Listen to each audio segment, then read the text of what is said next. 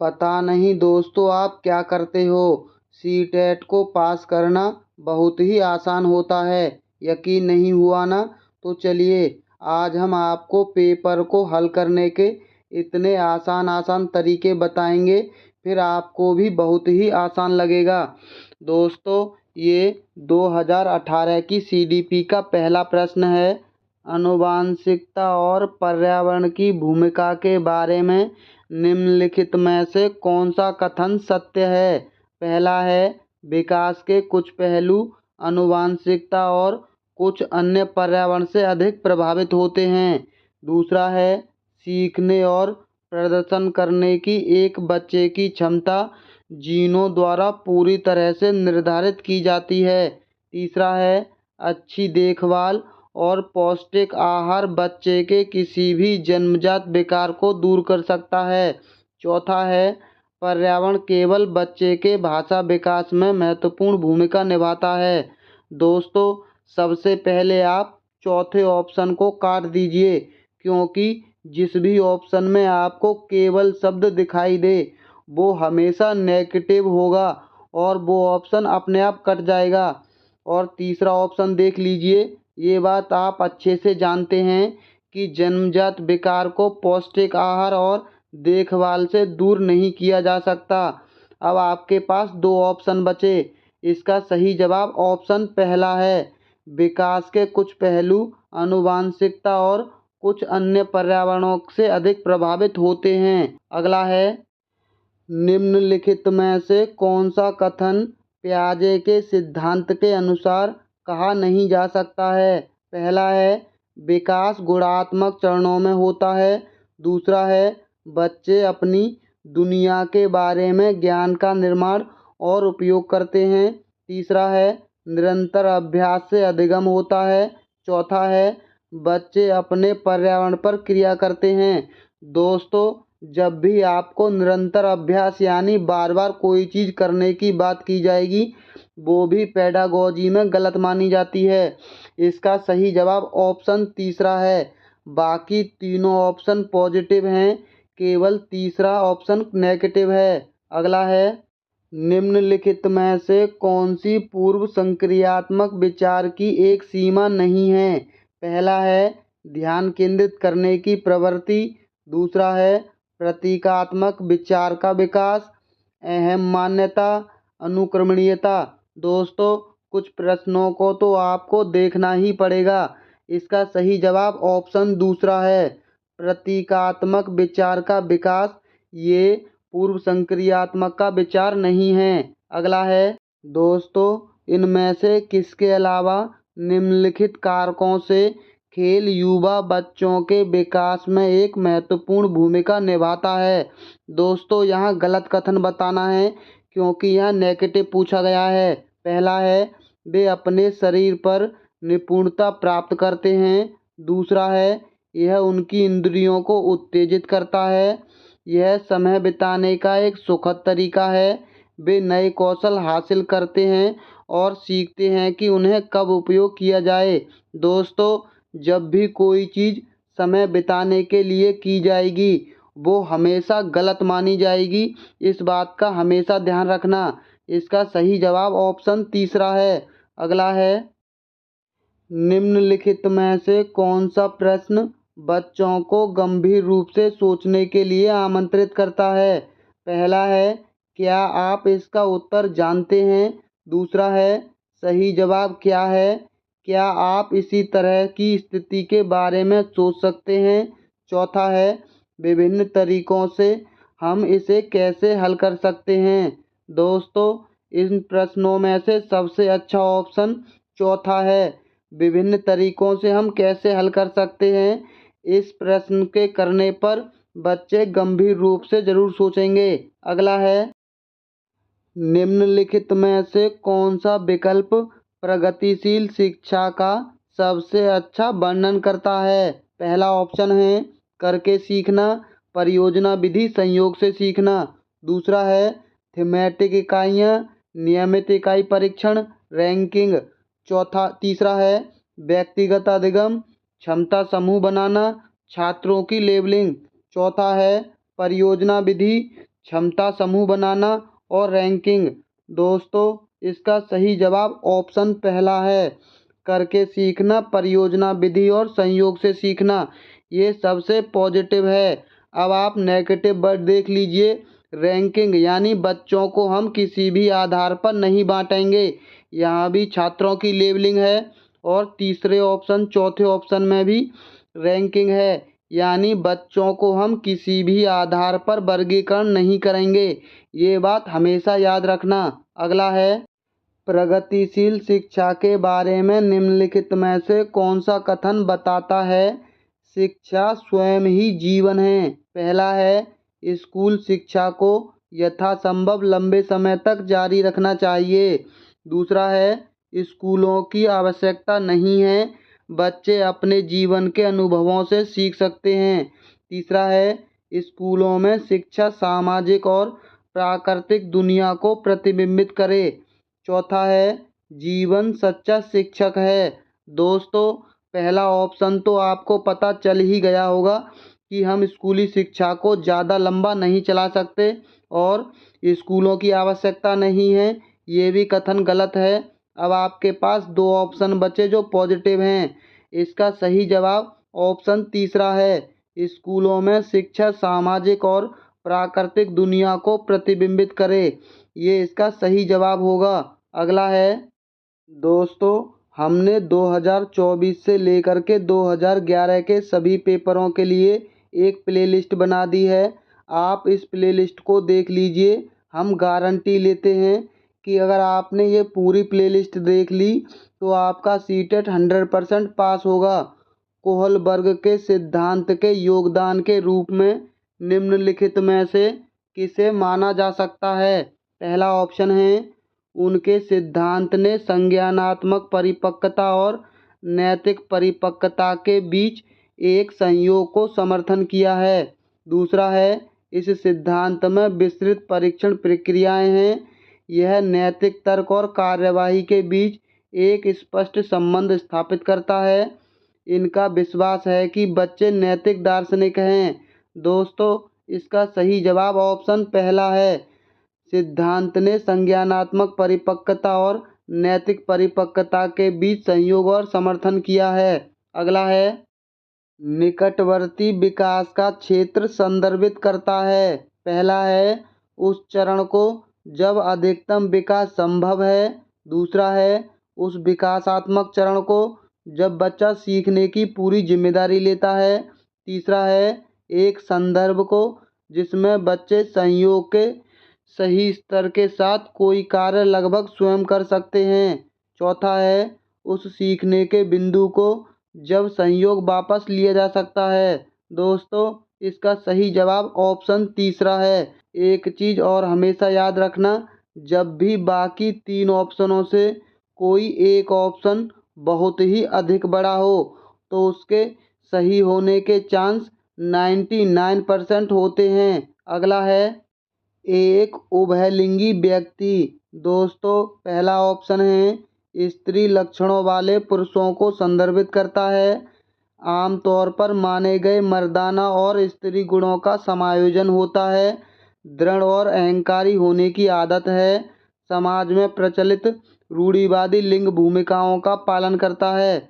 दोस्तों, इसका सही जवाब ऑप्शन दूसरा है, ये मर्दाना और स्त्री के गुणों का समायोजन होता है। अगला है, बच्चे किस एक को छोड़कर अन्य सभी के द्वारा लिंग भूमिकाएं ग्रहण करते हैं? पहला है, मीडिया के द्वारा, समाजीकरण के द्वारा, संस्कृति के द्वारा या ट्यूशन के द्वारा। दोस्तों, इसका सही जवाब है ऑप्शन चौथा, ट्यूशन को छोड़कर बाकी सभी के द्वारा लिंग भूमिकाएं ग्रहण करते हैं। ट्यूशन में लड़का और लड़की सब एक समान होते हैं। अगला है, मानकीकृत परीक्षणों की आलोचनाओं में से एक यह है कि पहला है, वे मुख्य रूप से मुख्य धारा की संस्कृति का प्रतिनिधित्व करते हैं और इसीलिए पक्षपाती होते हैं। दूसरा है, उसकी भाषा को समझना मुश्किल है। तीसरा है, परीक्षण बड़ी आबादी पर लागू नहीं किए जा सकते। वे बच्चे की क्षमता की स्पष्ट तस्वीर नहीं देते हैं। इसका सही जवाब है ऑप्शन पहला। वे मुख्य रूप से मुख्य धारा की संस्कृति का प्रतिनिधित्व करते हैं और इसीलिए पक्षपाती होते हैं। अगला है, एकाधिक बुद्धिमानी का सिद्धांत कहता है कि। दोस्तों, एकाधिक का मतलब हो गया एक से अधिक। ऑप्शन है, बुद्धि तेजी से बढ़ाई जा सकती है, बुद्धि कई प्रकार की हो सकती है, पेपर पेंसिल परीक्षण सहायक नहीं है, प्रभावी अध्यापन के द्वारा बुद्धि बढ़ाई जा सकती है। दोस्तों, इसका सही जवाब है ऑप्शन दूसरा, एक से अधिक यानी बुद्धि कई प्रकार की हो सकती है। अगला है, शिक्षक सीखने के मूल्यांकन और सीखने के लिए मूल्यांकन दोनों का उपयोग कर सकते हैं। पहला है, बच्चों की प्रगति और उपलब्धि स्तर को जानने में। दूसरा है, बच्चों की सीखने की ज़रूरतों को जानने में और तदनुसार शिक्षण रणनीति का चयन करने में। तीसरा है, आवधिक अंतरालों पर बच्चों के प्रदर्शन को आकलन करने और उसके प्रदर्शन को प्रमाणित करने में। बच्चों की प्रगति की निगरानी करने और उनके सीखने के अंतराल को भरने के लिए उचित लक्ष्य निर्धारित करने में। दोस्तों, इसका सबसे पॉजिटिव आंसर है दूसरा, बच्चे की सीखने की ज़रूरतों को जानने में तदनुसार शिक्षण रणनीति का चयन करने में। दोस्तों, जब भी लचीलापन होगा शिक्षण रणनीति में, वो ऑप्शन सबसे सही माना जाएगा। अगला है, निम्नलिखित में से कौन सा सतत और व्यापक मूल्यांकन से संबंधित नहीं है। दोस्तों, यहाँ नकारात्मक प्रश्न पूछा गया है। जिस भी ऑप्शन में एक भी नकारात्मक शब्द दिखाई दे, इसका वही जवाब होगा। पहला है, इसे भारत के शिक्षा के अधिकार अधिनियम द्वारा अनिवार्य किया गया है। दूसरा है, यह शिक्षण अधिगम प्रक्रिया का एक अभिन्न अंग है। तीसरा है, यह विभिन्न क्षेत्रों के बच्चों की उपलब्धि पर केंद्रित है। चौथा है, यह बच्चों को धीमे, खराब या बुद्धिमानी के रूप में चिन्हित करने में उपयोगी होता है। दोस्तों, हमने आपको पहले भी बताया था कि बच्चों का किसी भी आधार पर अलग अलग यानी वर्गीकरण नहीं करना है और ना ही उन्हें चिन्हित करना है कि ये बच्चा बुद्धिमान है और ये बच्चा ज़्यादा बुद्धिमान। इसका सही जवाब ऑप्शन चौथा है, क्योंकि बच्चों का वर्गीकरण नेगेटिव वर्ड माना जाता है। अगला है, बच्चों में प्रतिभाशालता, यहाँ प्रतिभाशालता नहीं शीलता होगी। बच्चों में प्रतिभाशीलता किसके कारण हो सकती है। पहला है, आनुवंशिकता और वातावरण के बीच एक अंतःक्रिया के कारण। दूसरा है, एक संसाधन समृद्ध वातावरण के कारण, सफल माता पिता के कारण या एक अनुशासित दिनचर्या के कारण। दोस्तों, पहले प्रश्न में सेम यही सवाल था। इसका सही जवाब ऑप्शन पहला, आनुवंशिकता और वातावरण, ये दोनों एक दूसरे से जुड़े हुए हैं और ये एक दूसरे के साथ अंतःक्रिया भी करते हैं और इसी से बच्चे में प्रतिभाशीलता होती है। अगला है, सामाजिक आर्थिक रूप से वंचित पृष्ठभूमि से आने वाले बच्चों को कक्षा के माहौल की आवश्यकता होती है जो। पहला है, उन्हें अच्छा व्यवहार सिखाता है। दूसरा है, उनके सांस्कृतिक और भाषाई ज्ञान को महत्व देता है तथा उनका उपयोग करता है। तीसरा है, उनकी भाषा के उपयोग को हतोत्साहित करता है ताकि वे मुख्य धारा की भाषा सीख सकें। चौथा है, बच्चों को उनकी क्षमताओं के आधार पर वर्गीकृत करता है। दोस्तों, हमने आपको बताया है कि वर्गीकृत भी नेगेटिव शब्द है और हतोत्साहित भी, ये दोनों शब्द नकारात्मक हैं। ये हमेशा गलत माने जाएंगे किसी भी ऑप्शन में आने पर। और एक चीज़ हमेशा याद रखना, बच्चे की किसी भी चीज़ को महत्व देना, ये सबसे सकारात्मक चीज़ मानी जाएगी। इसका सही जवाब ऑप्शन दूसरा है, उनके सांस्कृतिक और भाषाई ज्ञान को महत्व देता है तथा उनका उपयोग करता है। अगला है, कक्षा में सृजनात्मक और प्रतिभाशाली बच्चों के लिए आवश्यक हस्तक्षेप निर्भर करता है। पहला है, शिक्षक द्वारा अनुकूलित और प्रेरक निर्देशन तरीकों के उपयोग पर। दूसरा है उन्हें अतिरिक्त समय दिए जाने पर, उनके प्रति स्नेही होने के नाते पर, उन्हें अन्य बच्चों को पढ़ाने की जिम्मेदारी देने पर। दोस्तों, इसका सही जवाब ऑप्शन पहला है, शिक्षक द्वारा अनुकूलित और प्रेरक निर्देशन तरीकों के उपयोग पर। अगला है, अति संवेदनशील बच्चों को सीखने में मदद करने के लिए निम्नलिखित में से कौन सा तरीका उपयुक्त नहीं है? यानी नेगेटिव यानी गलत कथन देखना है। पहला है, एक कार्य को छोटे प्रबंधनीय खंडों में तोड़ना। दूसरा है, अधिगम के वैकल्पिक तरीकों की पेशकश। तीसरा है, उनके दैनिक कार्यक्रम में सारे गतिविधियों का समावेश। चौथा है, बेचैन होने पर अक्सर उन्हें फटकार लगाना। दोस्तों, एक चीज़ हमेशा याद रखना, पेडागोजी आपको शिक्षक की तरह सोचने के लिए बोलेगा, लेकिन आपको शिक्षक की तरह नहीं बल्कि बच्चों की तरह सोचना है। अगर आप जब बच्चे थे कोई आपको फटकार लगाता था, आपको बिल्कुल भी अच्छा नहीं लगता होगा। जब आपको अच्छा नहीं लगता तो ये पेडागोजी में चीज़ें गलत मानी जाएंगी। हमें पेडागोजी में केवल वही चीज़ें करनी हैं जो बच्चों को सही लगती हैं। अगला है, अलग अलग सोच वाले पैटर्न उन बच्चों की पहचान करते हैं जो, पहला है, विकलांग हैं, डिसलेक्सिक हैं, सृजनात्मक हैं या प्रत्यास्थी हैं। इसका सही जवाब है ऑप्शन तीसरा, सृजनात्मक बच्चों की पहचान करते हैं। अगला है, निम्नलिखित में से कौन सा शिक्षक द्वारा कक्षा में बच्चे के समस्या हल करने के तरीकों का वर्णन नहीं कर सकता है? पहला है, किसी विशेष समस्या को हल करने के बारे में अपनी विचार प्रतिक्रियाओं पर चर्चा करना। दूसरा है, कुछ हल करते समय गलतियों को करने के प्रति ईमानदार रहना। तीसरा है, सोच विचार परीक्षण और विभिन्न उत्तरों जैसे शब्दावली का प्रयोग करना। चौथा है, अभिसरण उत्तरों वाले प्रश्न पूछना। दोस्तों, इसका सही जवाब ऑप्शन चौथा है। अभिसरण उत्तर वाले प्रश्न पूछने से बच्चों में समस्या हल करने के तरीकों को विकसित नहीं किया जा सकता, इसीलिए इसका सही जवाब ऑप्शन चौथा है। अगला है, दोस्तों, ये प्रश्न 2018 के बाद अभी तक एक भी बार नहीं पूछा गया है। वैसे संवेग है डर। इसका सही जवाब ऑप्शन दूसरा है। अगला है, एक 3 साल का बच्चा बताता है कि दूध बूथ पर एक मशीन द्वारा दूध का उत्पादन होता है। निम्नलिखित में से कौन सा बच्चे की समझ का सबसे अच्छा स्पष्टीकरण प्रदान करता है?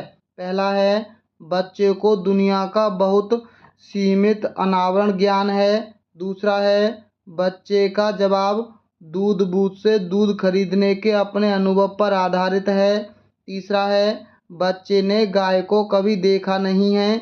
चौथा है, बच्चे का परिवार बच्चों को प्रेरक वातावरण प्रदान नहीं करता है। दोस्तों, इसका सही जवाब ऑप्शन दूसरा है। बच्चे का जवाब दूध बूथ से दूध खरीदने के अपने अनुभव पर आधारित है, यानी बच्चे अनुकरण से सीखते हैं। अगला है, निम्नलिखित में से कौन सा शिक्षक की भूमिका का सबसे अच्छा वर्णन करता है? पहला है, कक्षा में शिक्षक की सबसे महत्वपूर्ण भूमिका अनुशासन को बनाए रखना है। दूसरा है, एक शिक्षक को निर्धारित पाठ्यपुस्तक का पालन करना चाहिए। तीसरा है, पाठ्यक्रम को समय पर पूरा करने के साथ साथ दोहराने के लिए पर्याप्त समय देना महत्वपूर्ण होता है। चौथा है, आराम के लिए जगह बनाना जहां बच्चे संवाद और पूछताछ के माध्यम से सीखते हैं। दोस्तों, एक चीज़ याद रखना, अनुशासन बनाने की बात जब भी आएगी वो नेगेटिव होगा, और पाठ्यपुस्तक का पालन और उसको पूरा करना, जब भी ये बातें की जाएंगी पाठ्यपुस्तक की, ये भी गलत माना जाएगा। इसका सही जवाब ऑप्शन चौथा है। अगला है, निम्नलिखित में से कौन सी कक्षा समृद्ध शिक्षा को प्रोत्साहित करती है? पहला ऑप्शन है, वह कक्षा जिसमें प्रदर्शित विभिन्न प्रकार की सामग्री बच्चों की पहुंच से परे हो, ताकि सामग्री लंबे समय तक चलती रहे। दूसरा है वह कक्षा जिसमें खुली गतिविधि कोने हो तथा विभिन्न प्रकार के बाल साहित्य खुली ताक में रखे हों, जो दिन के किसी भी समय प्राप्त किए जा सकें। तीसरा है अलमारी में अच्छी तरह संगठित सामग्री वाली कक्षा, जहां सामग्री को सप्ताह में एक बार मुक्त खेल के लिए बाहर लाया जाता हो। चौथा है पाठ्य पुस्तक सामग्री द्वारा संचालित, संरचित और योजनाबद्ध अधिगम वाली कक्षा। दोस्तों, यहाँ आपको पाठ्यक्रम शब्द दिखाई दिया, यानी पाठ्य पुस्तक, ये ऑप्शन अपने आप कट गया। और कोई चीज़ अगर बच्चों से दूर रखी जाएगी वो भी गलत मानी जाएगी। और एक बार क्यों, बच्चों को बार बार चीज़ें देनी चाहिए, ये भी ऑप्शन कट गया। इसका सही जवाब ऑप्शन दूसरा है, जहाँ बच्चों के लिए बाल साहित्य खुले में रखा हो, वो ऑप्शन सबसे अच्छा है। अगला है निम्नलिखित में से कौन सा कक्षा में पाठ्य पुस्तकों की भूमिका का सबसे अच्छा वर्णन करता है।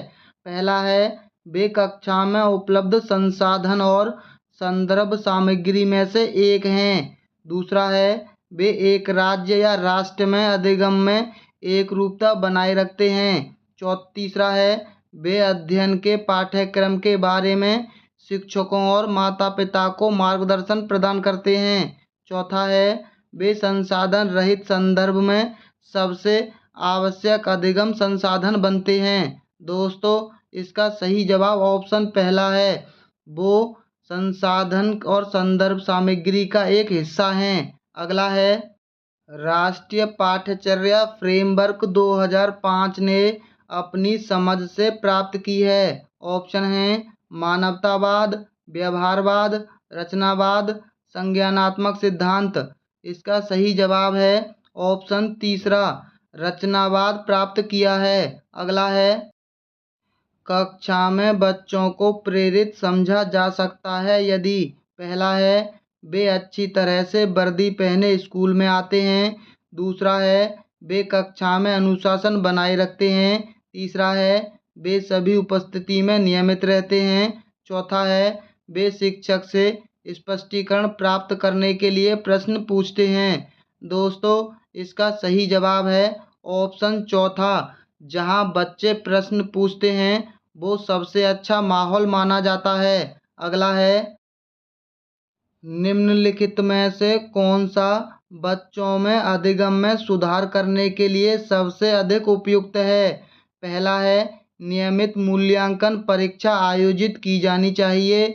दूसरा है शिक्षक को विभिन्न उदाहरण और चित्रों का उपयोग करके विषय की व्याख्या करनी चाहिए। तीसरा है कक्षा में सभी प्रकार की शिक्षण सामग्री होनी चाहिए। चौथा है शिक्षक को वास्तविक जीवन स्थितियों पर बच्चों को एक दूसरे के साथ बातचीत करने में मदद करनी चाहिए। दोस्तों, एक बात हमेशा याद रखना, जब भी परीक्षा और अच्छे अंकों की बात होगी वो नकारात्मक होगा, और व्याख्या शब्द भी हमेशा नकारात्मक होता है। अब आपके पास दो ऑप्शन पॉजिटिव बचे। वैसे इसका सही जवाब ऑप्शन चौथा है, क्योंकि इन दोनों ऑप्शनों में चौथा ऑप्शन सबसे अच्छा है। शिक्षकों को वास्तविक जीवन स्थितियों पर बच्चों को एक दूसरे के साथ बातचीत करने में मदद करनी चाहिए। अगला है अनुशासन, जो अधिगम वातावरण में एक महत्वपूर्ण भूमिका निभाता है, किस तरह की मदद करता है। दोस्तों, अगर अनुशासन शब्द किसी भी ऑप्शन में दे उसे आप हमेशा नकारात्मक ही मानेंगे।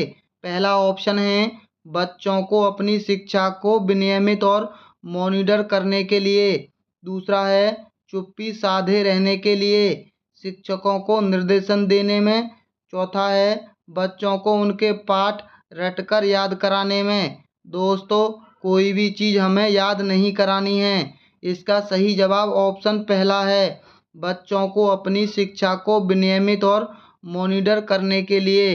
दोस्तों, जिन लोगों ने अभी तक हमारी वीडियो को लाइक नहीं किया है वो सबसे पहले हमारी वीडियो को लाइक कर लें और जो लोग हमारे चैनल पर पहली बार आए हैं, चैनल को सब्सक्राइब ज़रूर कर लें, क्योंकि हम आपको 2024 से 2011 के सभी पेपरों को आसान भाषा में समझा देंगे, जिससे कि आपका पेपर आसानी से पास होगा।